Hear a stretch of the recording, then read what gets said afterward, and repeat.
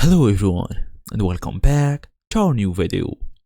So are you running Facebook or IG ads for your Gumroad products?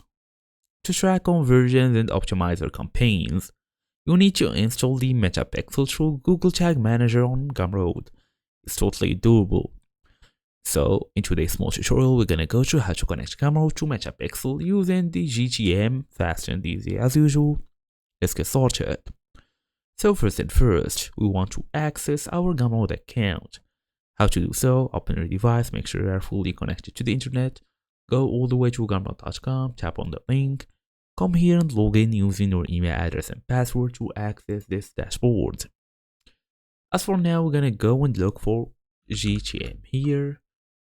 Google Tag Manager, powerful tool that simplifies tag management for websites whatsoever. All of these are important, so we have this Google Analytics. Go and create a new tag, choose custom HTML tag, then paste your Metapixel code from Meta Events Manager.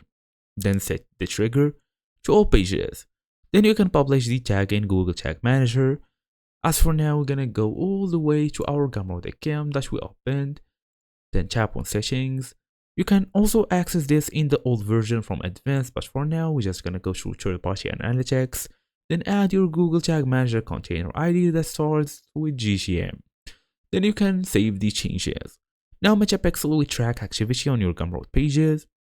Then you can use also the Metapixel helper extension to verify the tracking. We can also create custom audiences for retargeting the ads, then track purchase events for better ad optimization.